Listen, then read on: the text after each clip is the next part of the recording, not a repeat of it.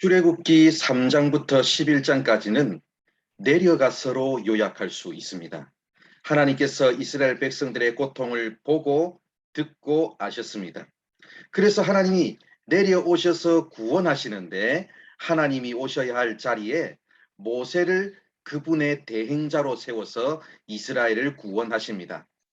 하나님은 모세를 그분의 대행자요 이스라엘을 인도할 목자로 세우기 위해서 40세가 될 때까지 크게 두 가지의 교육을 받게 하셨습니다. 하나는 가정에서 모세는 어머니로부터 신앙적인 가치관으로 교육받았고 이스라엘 민족 의식을 전수받았으며 하나님을 위해 살아가는 사명 의식을 교육받았고 영혼을 준비하는 신앙을 전수받았습니다. 또 두 번째로는 바로의 궁전에서는 정치, 경제, 사회, 외교, 군사, 행정 등 모든 분야의 공교육을 받았습니다. 이렇게 40년 동안 훈련받은 결과 모세는 스스로 이스라엘을 위한 목자요 하나님의 대행자가 될 수 있을 거라고 자신했지만 하나님은 그를 광야로 보내셔서 40년간 더 훈련시키셨습니다.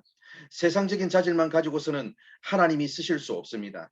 광야에서 모세는 철저히 버려지고 홀로 외롭게 지내면서 하나님께 집중하는 훈련, 자기를 내려놓는 훈련을 받게 되었습니다. 그 훈련을 통해 그 잘난 사람이 철저히 깨뜨려져서 아무것도 자랑할 수 없는 겸손한 사람으로 다듬어졌습니다. 하나님은 과거에 모세가 가졌던 이 세상 권력으로 일하기를 원치 않으셨습니다.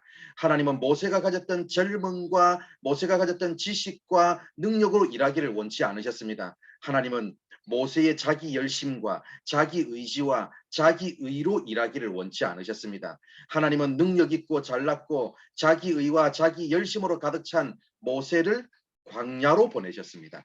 40년 광야 생활을 통해서 자기를 표현하는 사람, 자기를 드러내는 사람이 아니라 하나님을 보여주고 하나님을 드러내는 사람으로 만들어질 때까지 훈련시키셨습니다. 세상은 우리를 향해 제대로 일하고 영향력을 발휘하려면 무장을 하라고 말합니다. 마치 모세가 애국 왕궁에 있던 시절에 권력과 젊음과 지식과 능력과 자기 열심과 자기 의로 무장하고 있었던 것처럼 권력과 명예와 물질과 학력과 인간관계와 사회적 영향력 이 모든 것들로 나 자신을 치장하고 무장하고 포장하라고 말합니다. 그러나 세상의 방법과 하나님의 방법은 다릅니다. 모세를 부르신 하나님은 신을 벗으라고 말씀하셨습니다. 바로 이것이 하나님의 방법입니다. 모세가 무장하고 있던 권력과 지식과 자기 열심과 자기 의로는 하나님의 모습을 보여주는 하나님의 대행자가 될 수 없습니다. 광야에서 신을 벗는 훈련, 자기를 내려놓는 훈련, 자기가 무장하고 있는 것을 다 벗어버리고 오직 하나님만 바라보며 하나님의 음성만 듣는 훈련을 받을 때 비로소 민족을 구원할 목자, 하나님의 대행자가 될 수 있습니다. 이렇게 훈련받은 모세가 바로 왕 앞에 섰을 때 하나님은 모세를 바로에게 신같이 되게 하셨습니다. 신같이 되게 했다는 것은 하나님의 대행자가 되었다는 것을 말합니다. 그래서 이제는 내 말을 하지 않고 하나님의 말씀을 전하고 내 모습을 보여주는 것이 아니라 하나님의 모습을 보여주며 내 일을 하는 것이 아니라 하나님의 일을 하는 사람이 되었습니다. 사랑하는 성도 여러분, 하나님은 그분의 구원 사역을 진행하실 때 직접 하지 않으시고 우리와 같은 사람 대행자를 통해서 진행하십니다.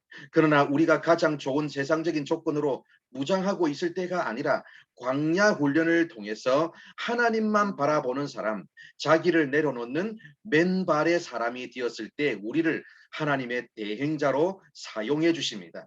우리의 삶이 어떤 환경에 처해 있든지 지금 우리의 삶에서 진행되고 있는 하나님의 광야 훈련 학교를 잘 통과하여 하나님의 대행자로 쓰임 받는 우리 모두가 되기를 바랍니다.